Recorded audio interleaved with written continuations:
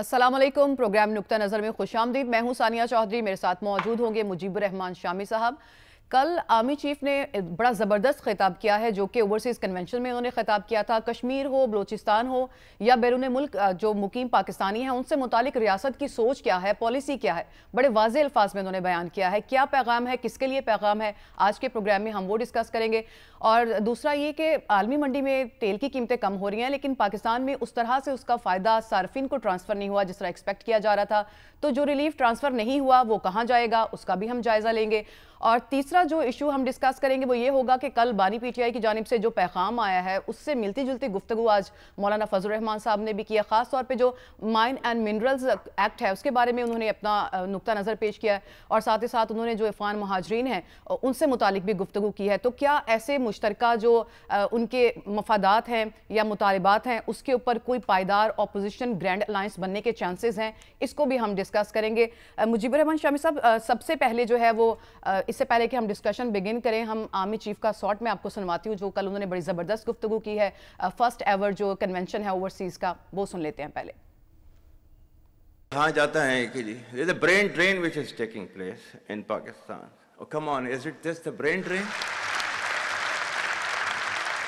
Is it not the brain gain which has taken place? That we have sent such fantastic ambassadors abroad that you are representing our country in every nook and corner of the world. Is this the brain drain?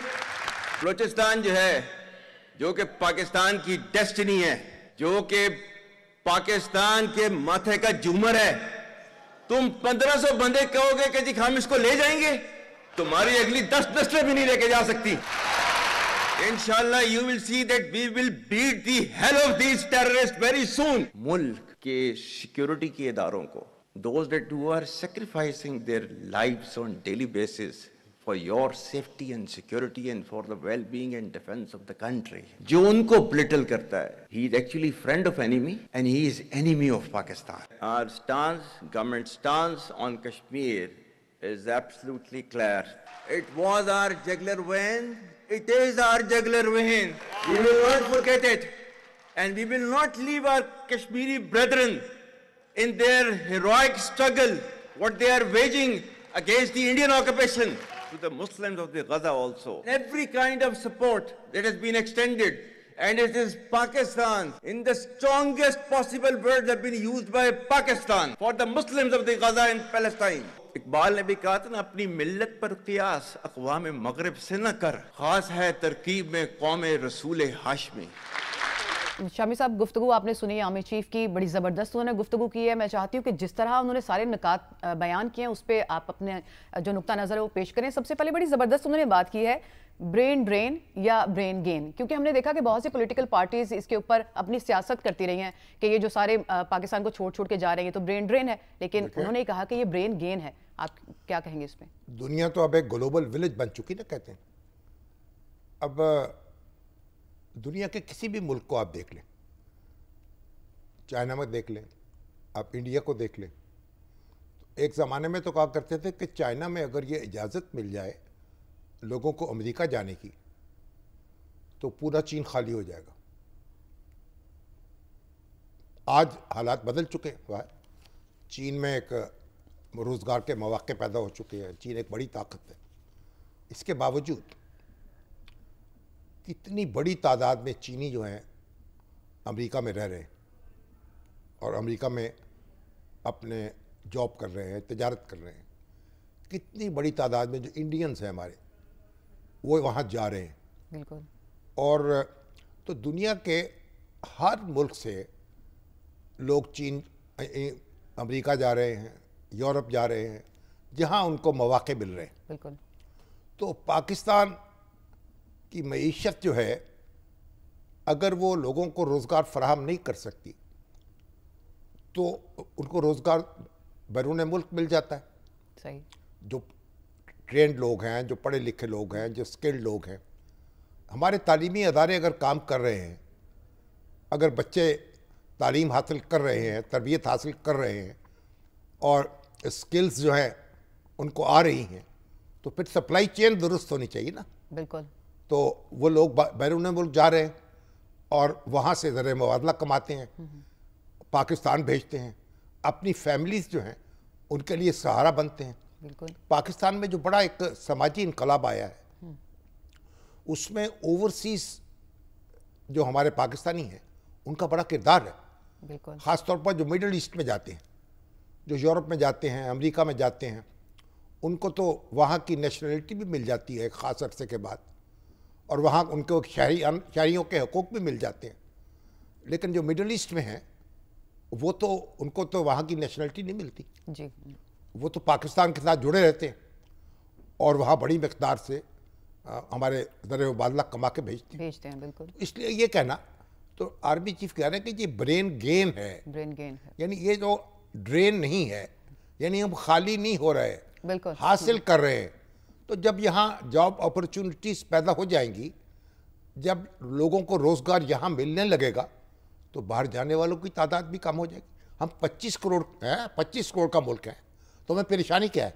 हमारी man power जो है यानी को कम तो नहीं है। बिल्कुल। तो इसलिए अगर लोग तालीम हासिल करके, तरबियत हासिल करके दुनिया में जाते हैं, पाकिस्तान का नाम रोशन करते हैं, वहाँ से उनके तजारत करते हैं, रोज़गार के मौके उनको मिलते हैं, और जितने आप देखिए हमारे कितने पाकिस्तानी हैं जो वहाँ सियासत में हिस्सा ले रहे हैं, जिस वक्त ब्रिटिश पार्लियामेंट में हैं, जो इस वक्त यानी जो अमेरिका है वहाँ उनके सिस्टम में हिस्सा ले रहे हैं, काउंसलर बन चुके हैं, मेयर के इंतखाब लड़ते हैं, बिल्कुल। उसके बाद जनरल इंतखाबात में खड़े होते हैं। तो ये एक जाविया है देखने का, यानी बाहर जो लोग जा रहे हैं कोई क़यामत बर्पा नहीं हो रही। सही। और वो लोगों यानी कुछ फायदा मिल रहा है पाकिस्तान। बड़ा जबरदस्त एक लफ्ज इस्तेमाल किया आर्मी चीफ साहब ने कि फैंटास्टिक एम्बेसडर हैं पाकिस्तान के जो वहां पे जा रहे हैं। आप कह रहे हैं कि पाकिस्तान का नाम रोशन करें वहां पे। बिल्कुल, पाकिस्तान का नाम रोशन कर रहे हैं, जहां खिदमत कर रहे हैं, और पाकिस्तान का नाम आगे ऊंचा कर रहे हैं, और रेमिटेंसेस की सूरत में पाकिस्तान को भी फायदा दे रहे हैं। तो विन विन हुआ ना ये। तो फिर यानी ऐसी यानी ये जो वावेला किया जाता है, इतने लोग बाहर चले गए, भाई आपके पास अगर आपके पास जॉब्स मौजूद हैं तो लोग नहीं जाएंगे। तासुर एक्चुअली ये देने की कोशिश की जाती रही है ना, माजी में हमने देखा शामी साहब कुछ पॉलिटिकल पार्टीज की जानिब से खास तौर पे कि यहाँ तो बस सब बिगड़ गया, खत्म हो गया, डिफॉल्ट के दहाने पे चले गए, इसलिए ब्रेन ड्रेन हो रहा है। तो उसके लिए उन्होंने बड़ा जबरदस्त लफ्ज बोला है कि ब्रेन गेन है, हमें अपने कॉन्सेप्ट को चेंज करने की जरूरत है। जो कुछ बिगड़ा है वो एक साल में नहीं बिगड़ा जी, वो कई सालों में बिगड़ा है। हमारी सनती तरक्की जो है उसमें रुकावट आई है, हमारे यहाँ हुकूमतें बार बार बदली हैं, हमारे अहले सियासत जो है वो एक दूसरे से लड़ते रहे हैं, और हमारी फौजी क़यादतें जो हैं सियासत में दखल देती रही हैं, वो टेक ओवर्स होते रहे हैं। ये सारी कुछ हमने धमा चौकड़ी जो मचाई है, उससे पाकिस्तान उस मुकाम पर नहीं पहुंच सका जहां उसे पहुंचना चाहिए था। सही, बिल्कुल। पाकिस्तान एक बहुत बड़ी मुआशी ताकत हो सकता, मल्टीपल फैक्टर्स। एक ज़माना ऐसा था पाकिस्तान जो है जर्मनी और जापान के हम पल्ला था, वो कर्जे दे रहा था दूसरी लोगों को। तो ये अब जो कुछ हमने किया है उससे सबक हासिल करना चाहिए। सही, और मल्टीपल फैक्टर्स इन्वॉल्वड हैं, जैसे आप कह रहे हैं शामी साहब। हमारी आर्मी की आदत है, जो फौजी की आदत है, वो हमारे सिस्टम के साथ जुड़ी हुई है, उस यानी हुकूमत को मजबूत कर रही है, रियासत को मजबूत कर रही है। शामी साहब, कल भी आप इस बारे में गुफ्तगू कर रहे थे, लेकिन एक नुकता जो मुझे परेशान कर रहा है, मैं आपसे जरूर इस बारे में पूछूंगी। जब अस्करी क़यादत या आर्मी, जो कि जाहिर है उन्होंने तो बॉर्डर के ऊपर उनकी ड्यूटी है ना, इसमें तो नहीं आता कि उन्होंने इकोनॉमी के फ्रंट के ऊपर भी सारी जिम्मेदारियां लेनी है, लेकिन जब ये लेना पड़ती है उनको जिम्मेदारियां, तो क्या ये हमारी जो सिविल गवर्नमेंट्स होती हैं उनकी कमजोरियां हैं या नाअहली है जिसकी वजह से उनको आगे आना पड़ता है? अब आपसे किसने कहा कि उनको जिम्मेदारियां उन्होंने ले ली? लेकिन देखिए कोशिश तो करना पड़ रही है ना। खजाना कौन है? जी बिल्कुल, सिविल गवर्नमेंट। नहीं, ऐसा नहीं है। वजीर आज़म कौन है? बिल्कुल सिविल गवर्नमेंट का वजीर कौन है? नहीं, वो तो सिविल गवर्नमेंट है। आसिफ इकबाल हैं, और हमारे औरंगजेब हैं, शहबाज शरीफ हैं, मेरा हमारे वज़ीर आला सारे सूबों में। जी जी बिल्कुल सिविल गवर्नमेंट है, सियासी जमातों से ताल्लुक रखते हैं, पार्लियामेंट हमारी काम कर रही है, लेकिन आइन और के तहत हुकूमतें कायम हुई हैं, हमारी अदलिया काम कर रही है। तो हम ये कैसे कहते हैं कि यानी जो हमारी फौज है या फौजी क़यादत है वो काम कर रही है जो उसको नहीं करना चाहिए? नहीं, वो तो जबरदस्त काम करिए, उनको करना भी चाहिए। मैं जरा पॉइंट सर अपना क्लियर कर दूं। मेरा कहने का मकसद ये था कि क्या हमारी सिविल गवर्नमेंट जब सक्सेसफुल नहीं होती या जो उनका काम होता है, नहीं तो इस वक्त कौन लीड कर रहा है? जी ठीक है, I agree with your point. आगे बढ़ेंगे? नहीं, आप आगे बढ़ने की बात नहीं है, बात समझे। इस वक्त किसके हाथ, स्टीयरिंग किसके पास है? वज़ीर आज़म के पास है, उनकी टीम के पास है। सपोर्ट जो है वो हमें साथ वो उसमें अपना हिस्सा अदा कर रहे हैं, आर्मी उनको सपोर्ट कर रही है। तो आर्मी को चाहिए कि वो उनको डीरेल कर दे, जी वो गाड़ी पंचर कर दे। आर्मी पेज पे उनके साथ है, उनको तक़वियत दे रही है, उनको यकीन दिला रही है कि हम आपके ताबेदार हैं, हम आपके फर्मा बरदार हैं, रियासत की खिदमत करें, आगे बढ़े। और ये एक पेज पे होना जरूरी है पाकिस्तान के लिए, स्पेशली जिन हालात में आप हैं। आई गॉट योर किसी हालात में हो, पर दुनिया पूरी में देखे शामी तो फौज का काम जो है वो अपनी रियासत के साथ खड़े होना है, रियासत के मुकाबले में खड़े होना नहीं है। और फौज अपना काम कर रही। ये जो लोग शहीद हो रहे हैं, दहशतगर्दी का सामना कर रहे हैं, ये कौन है? ये सियासी जमातों के कारकुन है? नहीं, हमारी फौज के लोग हैं, वो बहादुर जवान है जो आम हमारी शहरी हिफाजत पे मामूर हैं। लोग भी निशाना बन रहे हैं जी, शहरी भी निशाना बन रहे हैं, सियासी कारकुन भी निशाना बन जाते हैं, ये भी दुरुस्त है। लेकिन फौज जो है और कानून नाफिज करने वाले अदारे जो हैं वो खड़े हैं ना, दहशतगर्दी का मुकाबला कर रहे हैं, उसको बार बार शिकस्त दे चुके। एक जमाना था लोग कहते थे जनाब दहशतगर्द तो इस्लामाबाद पे काबिज हो जाएंगे। तो जो मुकाबला कर रही ताकत है, इसलिए उन्होंने कहा ना, जो मुकाबला कर रही है ताकत वो तो फौज की है। तो जो फौज में कीड़े निकालता है वो तो इसका मतलब है तो दहशतगर्दों के साथ है। बिल्कुल आपने सही कहा शामी साहब। कीड़े निकालने की बात हो रही है तो एक और बात के ऊपर भी तनकीद होती है। जब से ये हार्ड स्टेट की टर्म जो है इंट्रोड्यूस हुई है तो लोगों ने बड़ी इस पे बात की है। आर्मी चीफ ने जब खिताब किया कल तो उन्होंने इसको भी वाजे किया कि हार्ड स्टेट एक्चुअली होती क्या है, वो जहां पे इदारे कानून के मुताबिक काम करें। इसके ऊपर भी आप अपना नुक्ता नजर। हार्ड स्टेट क्या है? जहां रियासत जो है वो अपने उसके अदारे काम कर रहे हों, उसकी अदलिया, उसकी मुकन्नना, उसकी इंतजामिया, उसकी फौज, उसकी पुलिस। हार्ड स्टेट ये तो नहीं होती कि डंडा लेके बैठे हुए हैं आप और हर एक का सर जो है फोड़ दें। ये डंडे चला के तो हमने बहुत देख लिया है, वो हार्ड स्टेट नहीं होती। वो सबसे सॉफ्ट स्टेट होती है जिसका रियासत जब हुकूमत का लोगों से कोई ताल्लुक ना हो तो वो हार्ड स्टेट कैसे हो सकती? तो हार्ड स्टेट वो है। और यही तरह तरह की तारीफें हो रही हैं और वो आर्मी चीफ के मुंह में डाली जा रही। उन्होंने कहा भाई हार्ड स्टेट वो है जहां कानून की हुक्मरानी हो। सही। आप शिकायतें हो सकती हैं, तजावुज हो सकता है उनका, लेकिन अजाला भी हो सकता है। आपको एहतजाज करने का हक हासिल है, अदलिया मौजूद है। आप दिन रात हमारे टॉक शोज के अंदर लोग आते हैं और जनाब अपने जज्बात का इजहार करते हैं और फिर बार बार ये भी कहते हैं हमें तो बात करने की इजाज़त नहीं। तो मैं उनसे पूछता हूं कि कौन सी बात है जो आपने करनी है? हर बात तो आप कर रहे हैं। हाँ, सोशल मीडिया की बात की आर्मी चीफ ने। भाई सोशल मीडिया जो है उस पर तस्दीक के बगैर बातें फैलाई जाती हैं, बल्कि झूठ गढ़ के फैलाया जाता है, उससे डॉलर कमाए जाते हैं, उससे रेटिंग हासिल की जाती है। तो ये कुरान का हुक्म है। अब उन्होंने ये जब तुम्हारे पास कोई फासिक कोई खबर लेके आए उसकी तस्दीक तो बगैर तहकीक के उसे आगे ना फैलाया करो। हम क्या करते हैं, दिन रात ये कर रहे हैं, वो फॉरवर्डेड एज रिसीव्ड, बिल्कुल जैसे वसूल हुई वैसे आगे भेज। शमी साहब, फेक न्यूज हो या प्रोपेगेंडा हो, सोशल मीडिया के इश्यूज सारी दुनिया में इसके ऊपर बात हो रही है और कानून साजी की भी अहमियत के ऊपर बात हो रही है। उसका सामना करना है, उसको रोकना है। और झूठ को तो लगाम देंगे कि नहीं देंगे? बिल्कुल। तो इसलिए आप तनकीद कीजिए, इख्तलाफ कीजिए, ज्यादती हुई है तो आवाज़ बुलंद कीजिए। आप जेल में पड़े हुए हैं तो अदालत का दरवाज़ा कराइए, क्योंकि आपके खिलाफ को मुकदमा दर्ज, जब किसी शख्स पर को मुकदमा दर्ज करके उसे गिरफ्तार किया जाता है तो वो ये नहीं कह सकता कि कानून की वायलेशन हुई। सही।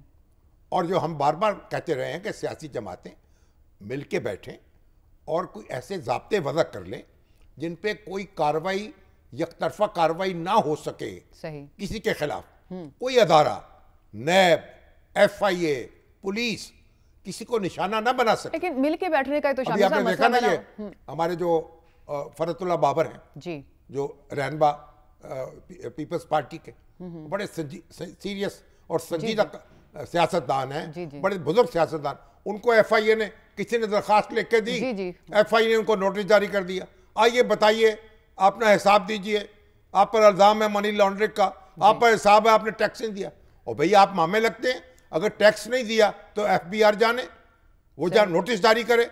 और वो बेचारे जाके बैठे रहे और कोई चीज़ उनको बताई नहीं, कोई शिकायत की नकल उनको दी नहीं। तो ऐसे तजावुजात जो हैं वो काबिल मजम्मत हैं। जी, बहुत अनफॉर्चुनेट है शामी साहब। अभी आप कह रहे थे कि पॉलिटिकल पार्टीज को मिलकर बैठना चाहिए और लाहेमल बनाना चाहिए कि कवानीन ना एक दूसरे के खिलाफ इस्तेमाल कोई हो। FIA को रोकें, पुलिस को रोकें और इंटेलिजेंस एजेंसीज को रोकें, उनके हाथ रोकें, वो तजावुज ना कर सके। शामी साहब, जब एक दूसरे के खिलाफ इस्तेमाल ही ये करना होता है एक दूसरे को दबाने के लिए, तो कैसे रोकेंगे? तो फिर सब रोते रहेंगे।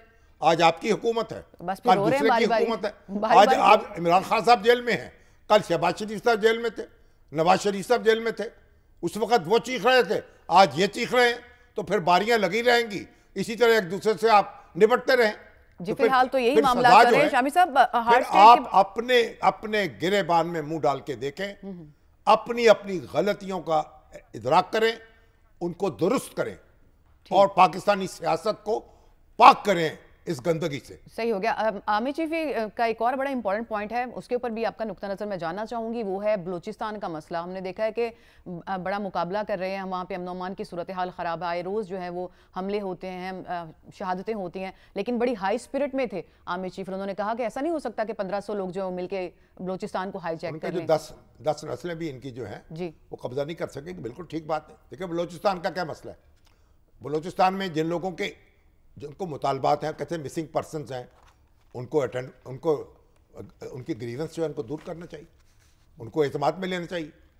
क्योंकि और एक कमीशन कायम भी हुआ है जी, लापता अफराद उनका पता भी चला है, वो बारजाब भी हुए हैं। कई बाहर जा चुके हैं, कई पहाड़ों पे चढ़ चुके हैं, कोई इराक में लड़ रहा था, कोई शाम में पहुंचा हुआ था, कोई ईरान में छुपा हुआ था। तो ये बात कहना कि सारे लोग जो हैं फौज ने लापता कर दिए हैं, ये भी बहुत ज्यादती की बात है। लेकिन एनी हो, वहाँ की जो सियासी लीडरशिप है, जो कानून पर और आइन पर यकीन रखती है, उसको एतमाद में लेना चाहिए, उसके साथ बैठना चाहिए और शिकायत दूर करनी चाहिए। जो बंदूक उठा रहा है उसकी सरकोबी करनी चाहिए। बिल्कुल। और अभी आप देख लीजिए, अख्तर बलोच साहब जो है, अख्तर मैंगल साहब बिल्कुल धरना दे के बैठे हुए थे जी, खत्म कर दिया उन्होंने। नज़्म नस्क जो है जी, वो आपका सारा ट्रैफिक बंद थी, लोग परेशान थे, वो कहते थे। आज उन्होंने धरना खत्म कर दिया। बलूचिस्तान की हुकूमत भी, बलूचिस्तान के सियासी लीडर भी वो हाथ बांध के कह रहे थे, आप अख्तर साहब आप मुज़ाकरात कर लें, ये धरना खत्म कर दें। आज उन्होंने धरना खत्म कर दी, बड़ी अच्छी बात है। शामी साहब, उन्होंने कहा क्या इस बारे में? उन्होंने गुफ्तगू की है सरदार अख्तर मेंगल साहब की। पहले गुफ्तगू आपको सुनवा दूं, उसके पर फिर हम डिस्कशन करेंगे। हम अपना एहतजाज बरकरार रखेंगे। अगर इस शक्ल में नहीं तो दूसरी शक्ल में जो भी हम अपना एहतजाज बदस्तूर जारी रखेंगे। मुख्तलिफ जिलों में एहतजाजी रैलियां निकालेंगे। जो अहम मसाइल लोगों को दरपेश हैं, बलूचिस्तान की आवाम को दरपेश हैं, जो डरने की भी शक्ल में था, बदकिस्मती से उस तरफ हुकूमत नाम की कोई चीज़ नहीं। 18 अप्रैल को कोयटा में मरकजी काबीना का इजलास बुलाया जाएगा और उसमें इन सूरत हाल का जायजा भी लेंगे और क्या लाएमल हमें इख्तियार करना है वो कोयटे में हम उसका जो है फैसला करेंगे। तो शामी साहब, उन्होंने अभी अपना जो धरना है वो खत्म किया है, लेकिन एहतजाज खत्म नहीं किया। लाहेमल उन्होंने पेश कर दिया है कि वो इसको जारी रखेंगे अपने मुतालबात की मंजूरी तक। उनको हर हक हासिल है कि वो धरना देने का भी हक हासिल है, लेकिन धरने के भी अपने हदूद व क़यूद है। आप बताएं, हम इस जगह बैठेंगे, ट्रैफिक जैम नहीं होगा, सड़कें नहीं रुकेंगी, उस तरह भी धरना दिया जा सकता है ना। बिल्कुल। अब एहतजाज करने का भी हक हासिल है, कानून के और आइन के अंदर आपको बिल्कुल हक हासिल है, अपनी आवाज़ बुलंद करने का हक हासिल है। और अख्तर मैंगल जो है, उनके भाई जो है असदुल्ला मैंगल, भुट्टो साहब के दौरे हुकूमत में वो गायब हो गए, आज तक उनका सुराग नहीं मिला। तो उनके दिल का जख्म है ना। बिल्कुल। ये भी तो आप देखें ना, यहाँ होता क्या रहा है। इसलिए अख्तर मैंगल साहब को ये कहना कि भाई आप कोई आवाज़ ना निकालें, ये मुमकिन नहीं है।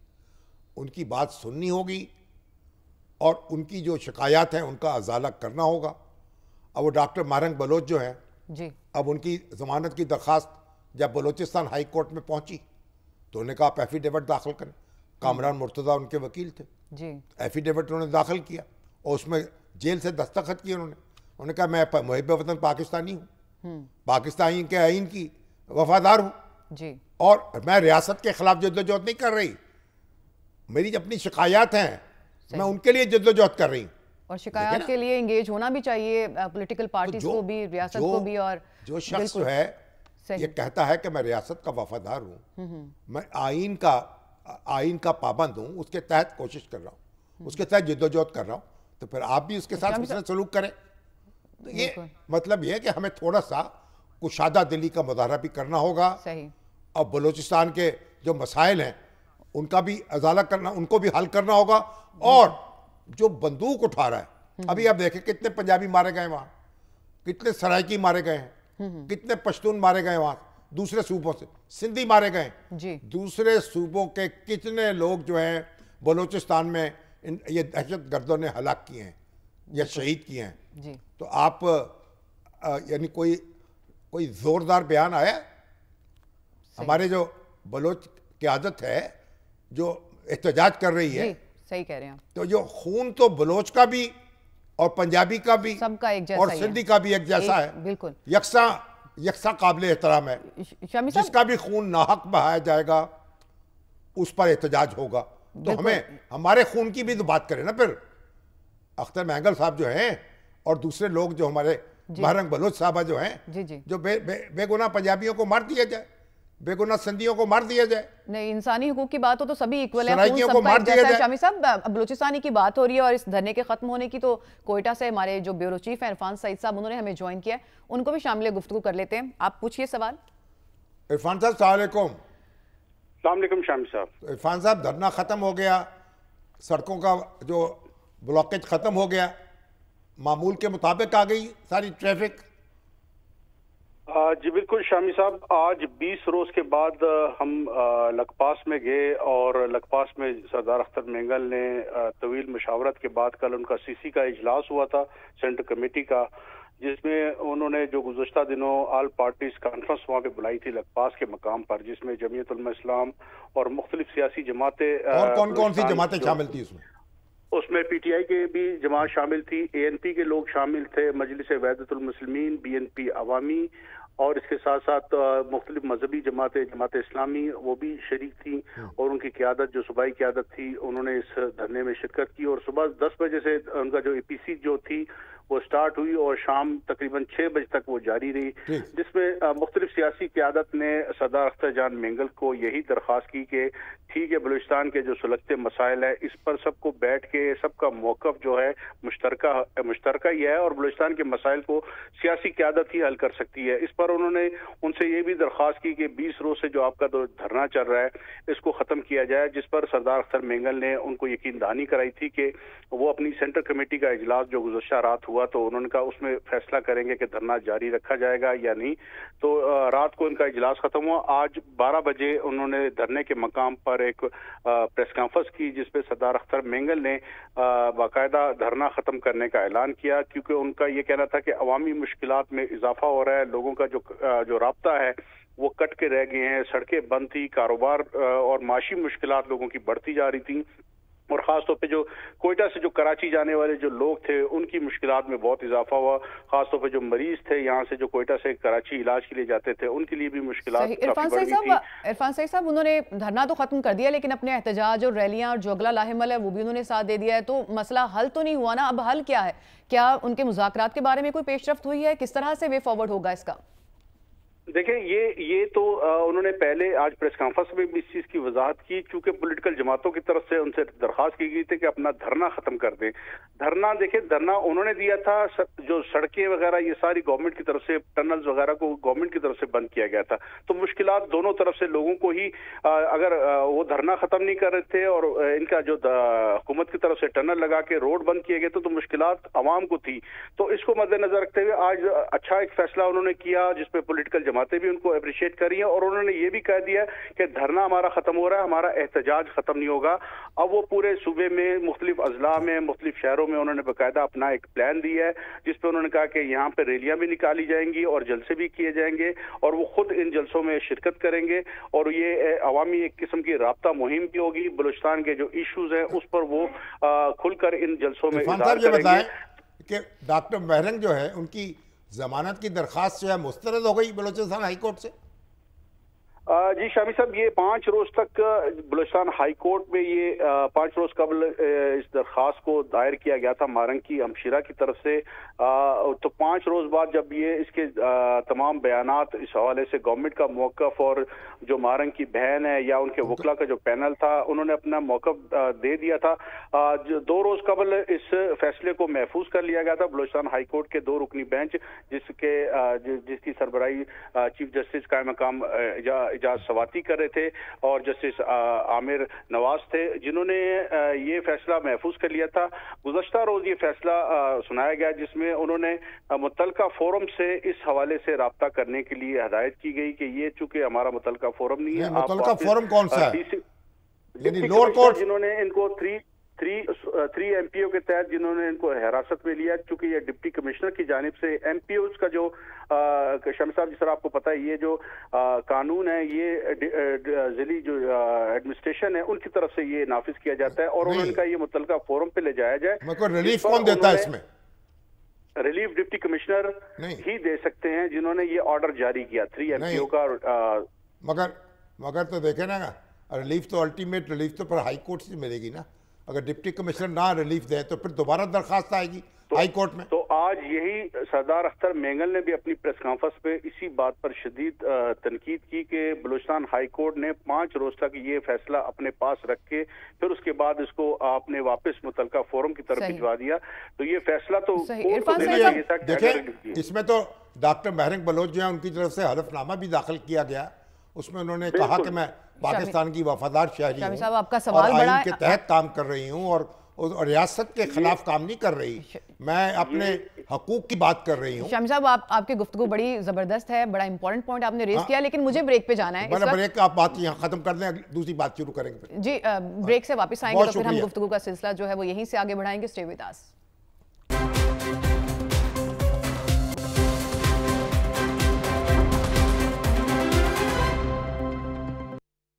Welcome back. ब्रेक पे जाने से पहले हम बलूचिस्तान के इशू की बात कर रहे थे, वहाँ के अमन अमान से मुतालिक बात कर रहे थे, वहाँ की महरूमियों की गुफ्तगू कर रहे थे। शामी साहब, महरूमियों की बात हो रही थी तो हमने ये देखा है कि हमारी फेडरल गवर्नमेंट को भी बड़ा एहसास है कि वहाँ पे महरूमी है और उसका अजाला भी करना है।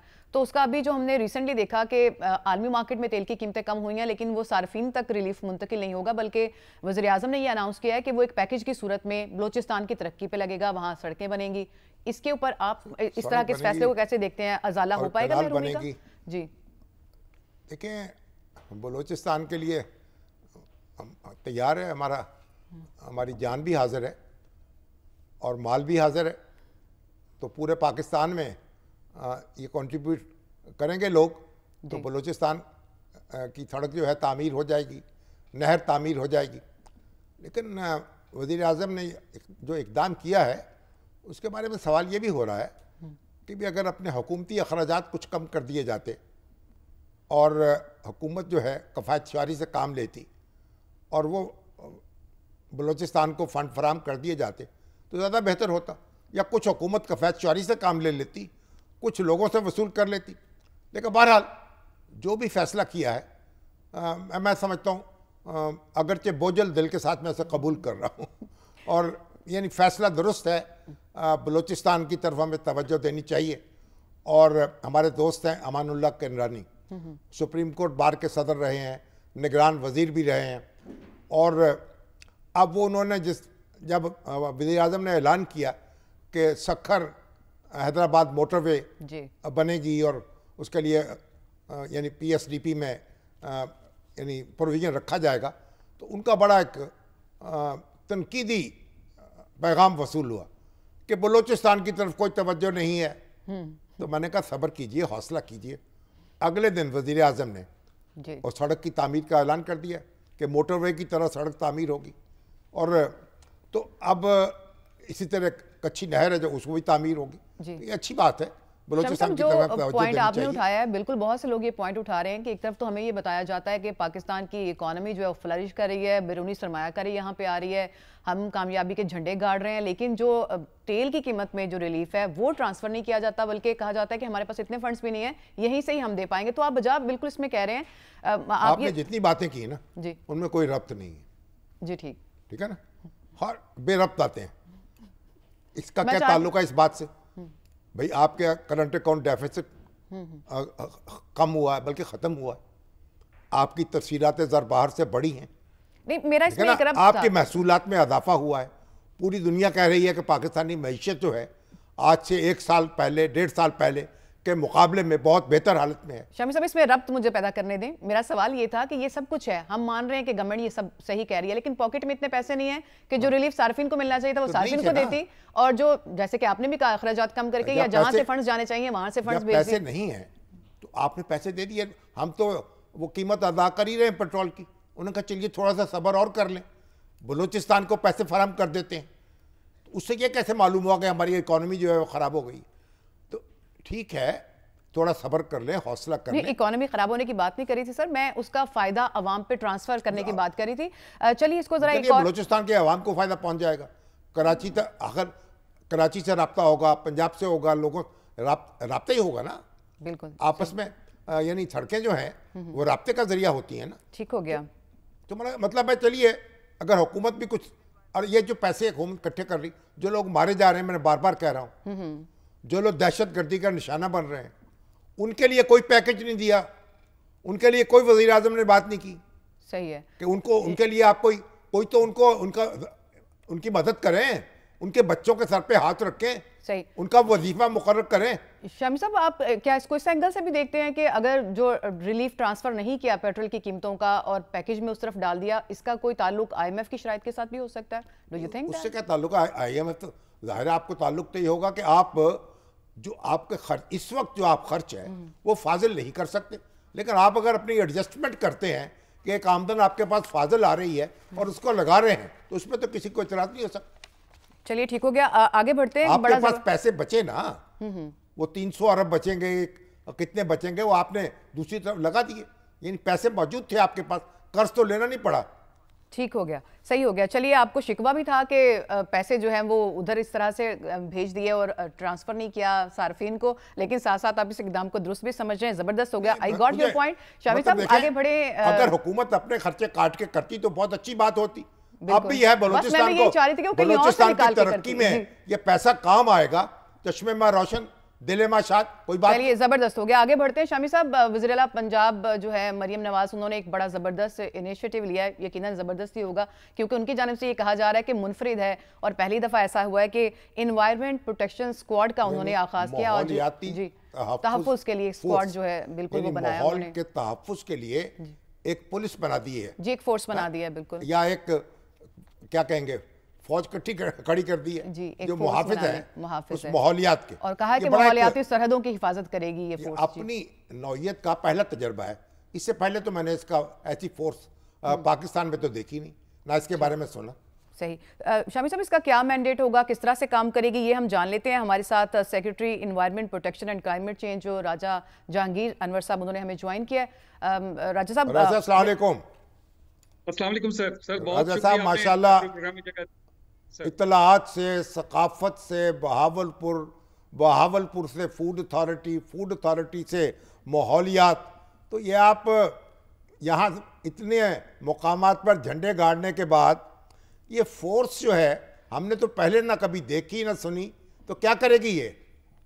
सर ये आपने जैसे भी खुद ही अपने इंट्रो में भी बात की, माशाल्लाह सर, ये बदकिस्मती से सर मैं छोटी सी पेश करूंगा कि इस फोर्स के क़याम के अलावा भी हमने पिछले 20 साल से 1 रुपए की इन्वेस्टमेंट क्लाइमेट चेंज में या माहौलियात में नहीं की सर। यहाँ से मैं हम माहौलियात में ही लगे रहते हैं जी। बिल्कुल सही कह रहे हैं सर। इसमें आगे देखें कि 2007 में हमें जायका ने कुछ एयर क्वालिटी मॉनिटर, जो आजकल हम स्मॉग का देख रहे होते हैं मसला, उन्होंने दिए। उसमें से भी 3 बच्चे पूरे पंजाब के पास एयर की क्वालिटी नापने के लिए 3 आलू मौजूद थे सर। इस हुकूमत ने 60 खरीदे हैं सर, 60 लगाए हैं। पूरा पंजाब माशाल्लाह कवर हो गया है। अंग्रेजी में कहा जाता है यू कांट नहीं, जब आप नाप नहीं सकते तो आप उसको ठीक नहीं कर सकते सर। यहाँ पे ये जो आप एनवायरमेंटल प्रोटेक्शन फोर्स की बात कर रहे हैं सर, ये सर हमने 250 लोग एमफिल है एनवायरमेंटल साइंसेज में, इनमें वो लोग हैं जिन्होंने MSc एनवायरमेंटल साइंसेज की हुई है, ये हमने भर्ती की है सर। 250 ये इलेक्ट्रिक बाइक्स है सर, जो आज उनको आपने देखा होगा, ये इलेक्ट्रिक बाइक से ये कोई जीरो एमिशन, इनमें से कोई धुआं नहीं निकलेगा इंशाल्लाह। 50 से ज्यादा गाड़ियां दी गई हैं सर, इसमें हाइब्रिड व्हीकल्स है सर। हमारा GIS यूनिट बना है सर, जो सिर्फ ड्रोन्स के साथ ये सर्वेलेंस करेगा। सैटेलाइट की बैकिंग है सर इस पे। हमारे पास सर 15 से ज्यादा हम वाटर क्वालिटी मॉनिटरिंग स्टेशन लगा रहे हैं सर।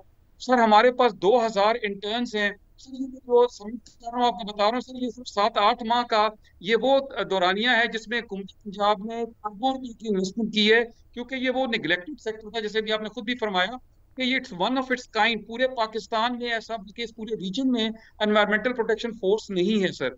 और ये जो अभी ये पहली उसकी किस्त है, आज भी वज़ीर आला साहबा ने फरमाया कि इसकी एक दूसरी किस्त भी आनी है, क्योंकि सर हमारे बाकी अब तमाम अजला। ये बताएं, ये पुलिस के ताबे काम करेगी या अपने इंडिपेंडेंट होगी? बिल्कुल नहीं सर, ये हमारा अपना एक्ट है sir, Punjab environmental protection act. ये अच्छा। उसके ताबे काम करेगी सर। इसके पास पूरे इख्तियारात हैं कि हम भट्टा बंद कर सकते हैं, इंडस्ट्री सील कर नहीं, सकते हैं, इसका गाड़ी कोई बंद कर। इसका का स्ट्रक्चर क्या होगा? इसका कोई आईजी होगा या क्या होगा इसका? सर इसकी सेंट्रल कमांड है, जो हमारे director general environmental protection agency है, वो उसकी सेंट्रल कमांड वो होगी। कमांडर होंगे इसके? कमांडर होंगे सर तो इसके। कितने लोग इस वक्त इन इसमें लोगों होंगे? सर इस वक्त जो है 400 के करीब हैं, जिसमें से 250 फ्रेशली रिक्रूटेड हैं और 150 पहले से लोग मौजूद थे इसी रैंक एंड फाइल के सर। और तकरीबन हम इतनी ही और भर्ती करने जा रहे हैं सर। और ये फोर्स का हमारा टारगेट है जो वज़ीर आला ने दिया है, वो 1000 लोगों को भर्ती करना है सर, इंशाल्लाह towards the end of this year sir. ये पूरे सूबे में होंगे? जी ये पूरे सर, सूबे में बिल्कुल फैले हुए होंगे? जी इंशाल्लाह सर, ये आपने बिल्कुल दुरुस्त सवाल किया सर। अभी भी हमारे पास जो फोर्स है इसको भी हम जरा थिन आउट हो जाएगी, क्योंकि हमने कहा गया रावलपिंडी, गुजरांवाला, फैसलाबाद, मुल्तान, ये सारी जगहों पे। लेकिन हम जो ये पूरे पंजाब में इसी स्ट्रेंथ के साथ, इसी मशीनरी एंड इक्विपमेंट के साथ, इसी लॉजिस्टिक्स के साथ होंगे। फिर जिस तरह लाहौर में आपको नजर आए उसी तरह ये तमाम जिलों में होंगे। पंजाब के हर अजला में ये तमाम जगहों पे राजा मौजूद जहांगीर साहब, होंगे। एक सवाल ये भी यहाँ पे बनता है कि पहले भी बहुत से इदारे हैं, तकरीबन वही मैंडेट जो बयान किया गया यहाँ पे कि ये फोर्स करेगी, इससे मिलता जुलता मैंडेट उनके पास भी है, तो क्या है कि उनके साथ कोलैबोरेट करके काम करेगी या ये अलग से बिल्कुल ऑपरेट करेगी? तरीकाकार क्या होगा, क्योंकि पहले भी ऐसे इदारे मौजूद हैं? हाँ जी, ये जो माहौलियाती आलूदगी और ये क्लाइमेट चेंज को निगलेक्ट किया गया कई सालों से, हम समझते रहे ये शायद कोई यूरोप गोरे का कोई साजिश है। अब हम देख रहे हैं हीट वेव्स आ रही हैं, हम देख रहे हैं फ्लड्स आ रहे हैं, हम देख रहे हैं मौसम बदल गए हैं, उससे एग्रीकल्चर को नुकसान हो रहा है, हमारी लाइफ स्टॉक को नुकसान हो रहा है, हमारी इकोनॉमी को नुकसान हो रहा है। ये जो इदारा है एनवायरमेंटल प्रोटेक्शन क्लाइमेट चेंज जो है, ये इस तरह का मैंडेट किसी और के पास नहीं है जी। हाँ, किसी को इंक्रोचमेंट हटानी है वो तो इदारा मौजूद है, पुलिस ने अपना क्राइम को कंट्रोल करना है, लेकिन ये भट्टों पे, इंडस्ट्री पे, स्मोक कमीशन पे, ये सारा, लेकिन हम बिल्कुल ये तमाम इदारों के साथ हुकूमत ने, जैसे हमारी सीनियर मिनिस्टर है मरियम औरंगजेब, उन्होंने 8 डिपार्टमेंट का एक पूरी कमेटी बनाई हुई है, जिसके साथ जिसको कहते हैं होल ऑफ गवर्नमेंट अप्रोच। इसमें तमाम इदारे शामिल साहब, इसमें ट्रांसपोर्ट, एग्रीकल्चर, पीएनडी, इसमें फॉरेस्ट, इसमें एनवायरनमेंट, सारे महकमे मौजूद है, पुलिस भी मौजूद है, ट्रैफिक पुलिस भी मौजूद है, इसमें हमारे जो बल्दियाती इदारे भी मौजूद हैं। ये सारे मिल के इंशाल्लाह, क्योंकि साहब हमारे पास कोई चांस रह नहीं गया जी। तो जहां जहां कोई ऐसी एक्टिविटी नजर आएगी जहां जिससे माहौलियात को खतरा हो, या जहां कोई ऐसी इंडस्ट्री जो है काम कर रही होगी, आप फौरी कार्रवाई ये फोर्स करेगी वहां? जी इंशाल्लाह शमी साहब, इसमें बल्कि हमारी हेल्पलाइन भी है, आपके चैनल से मैं ये भी गुजारिश करूँ, 1373 उस पे हेल्पलाइन है, फ्री ऑफ कॉस्ट कॉल कर सकते हैं। इसमें सबसे ज्यादा शमी साहब रोल मीडिया का है। मैं समझता हूँ कि जहाँ पे हम जा चुके, जब तक लोग अपने माहौल को नहीं बचाएंगे, इस तरह की कोई और फोर्स भी आएगी तो वो भी नहीं बचा सकेगी। हमें लोगों का तावन चाहिए, मीडिया का तावन चाहिए। मैं रियली ग्रेटफुल हूँ आपका कि आपने आज ही हमारी फोर्स की लॉन्चिंग थी और आज ही आपने प्रोग्राम। बिल्कुल जी, ये बड़ा अहम मसला है एनवायरनमेंट की प्रोटेक्शन का, माहौलियात से मुतालिक बड़ा अहम मसला। और आपने बिल्कुल दुरुस्त कहा है राजा जहांगीर साहब कि ये कोई अब यूरोप का या बड़े मुल्कों का, अमीर मुल्कों का मसला नहीं है। हम बहुत ज़्यादा इससे इफेक्ट हो रहे हैं, बल्कि पाकिस्तान उन मुल्कों में शामिल है जो शायद सबसे ज़्यादा इफेक्ट हो रहा है। तो बिल्कुल, और हम ये बहुत शुक्रिया आपने इसके ऊपर अपनी हमें डिटेल्स शेयर की। और शामी साहब, हम ये तवक्को करते हैं कि जैसे एक सवाल उठाया जाता है अवाम की जानिब से कि हुकूमत की जानिब से ज़्यादातर ऐसे इकदाम किए जाते हैं जो ऑप्टिक्स होते हैं, ताकि दिखाई दें, प्रैक्टिकली वो इतने अच्छे हों या ना हो। तो हम उम्मीद करते हैं कि ये सिर्फ ऑप्टिक्स के लिए नहीं होगा, बल्कि अमली तौर पे तहिया कर रखा है जी कि हमने माहौल को ख़राब करना है, हमने तजावुज़ात करने हैं, हमने गंदगी फैलानी है, हमने अपनी जिम्मेदारी का एहसास नहीं करना, हमने तो अपना हिस्सा नहीं डाल। अगर हर शहरी जो है, लेकिन अब ये बड़ा नागुज़ीर हो गया है शामी साहब, अपना हिस्सा डालना, माहौलियात को लेकर। बिल्कुल, क्योंकि अब इसके बगैर गुजारा नहीं है। गंद डालने पे ना हम अपने आप को मामूर समझे ना, ये भी तो देखें।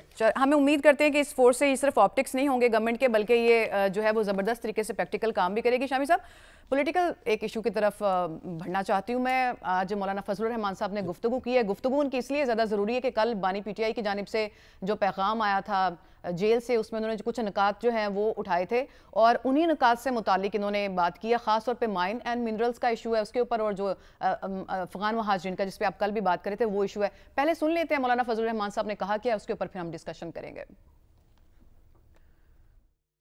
मुहाजिरीन एक तरफा मसला नहीं है, ये अफगानिस्तान पाकिस्तान का दो तरफा मसला है। 40 साल तक किसी को मेहमान रखकर जब घर से निकाले और लात मार कर निकालेंगे, आपने 40-45 साल की मेहमानदारी का नफी कर दी, खत्म हो गई वो बात। लिहाजा दोनों मुल्क बैठकर मुहाजिरीन की वापसी का मैकेनिज्म तय करें, तरीक़ाकार तय करें, उसका शेड्यूल तय करें, किस तरीके से वो वहाँ आएंगे, किस तरतीब के साथ आएंगे, ताकि धीरे धीरे जाकर इस तरीके से तो जहाज से सवारियों को भी नहीं उतारा जाता। यहाँ आप उनको उठा कर बाहर फेंक रहे हैं, जानवरों की तरह उठाकर गाड़ी में बिठा रहे हैं।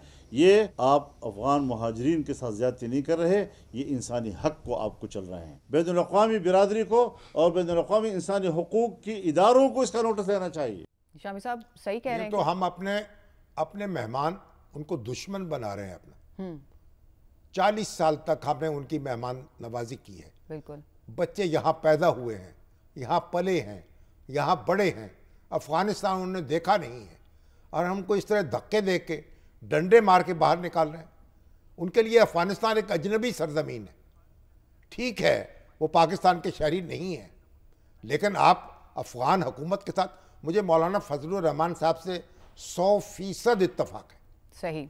और मैं इसको एक इंतहाई गैर इंसानी फेल समझता हूँ जिस तरीके से उन लोगों को धकेला जा रहा है। वो कलमा को नहीं है, सही, वो मुसलमान नहीं है।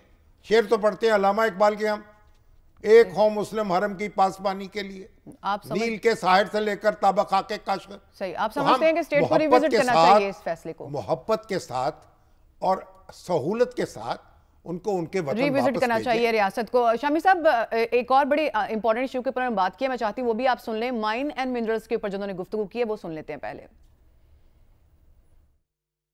सूबे के वसाइल पर विफाक एक तरफा कब्ज़ा करने की कोशिश कर रहा है। अगर ये होश के नाखुन नहीं लेते तो फिर हमें आवाम में जाना होगा। विफाक को ख़ुद भी ये सोचना चाहिए कि आखिर कौमी असम्बली ने 18वीं तरमीम पास की है, वो आइन का हिस्सा है और उसके मनाफी उसको किसी किस्म का बिल जो है वो असम्बली में नहीं लाना चाहिए। फिर एक ऐसा कानून।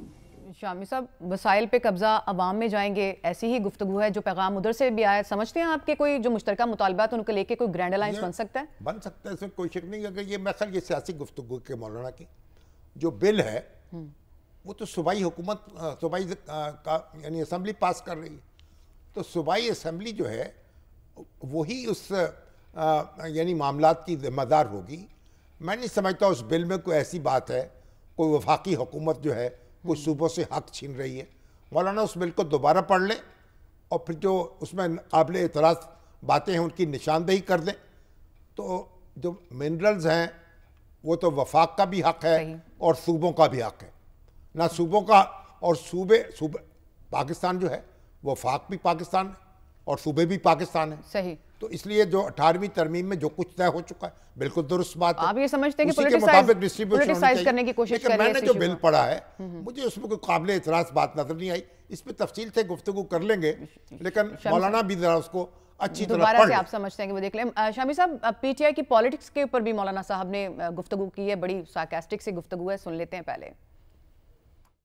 PTI ने परवेज़ खटक साहब को वज़ीर आला बनाया। आज वो PTI का है या एस्टेब्लिशमेंट का है? PTI ने महमूद खान को वज़ीर आला बनाया। अब बताएं कि वो PTI का है या एस्टेब्लिशमेंट का है? PTI ने उस्मान बुज़दार को वज़ीर आला बनाया। अब बताओ कि वो PTI का है या एस्टेब्लिशमेंट का है?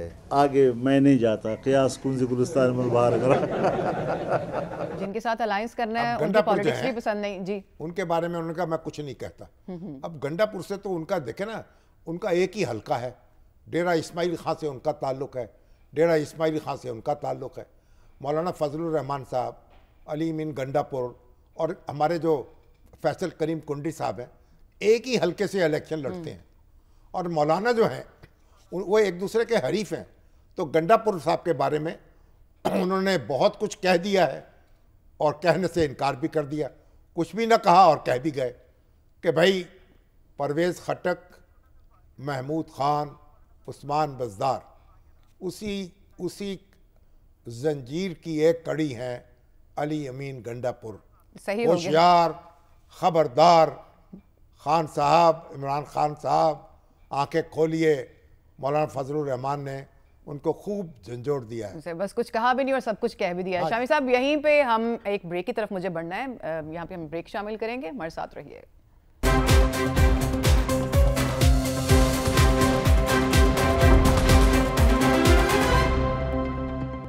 आज के शो से इतना ही, कल दोबारा हाजिर होंगे। कल तक के लिए अल्लाह हाफिज।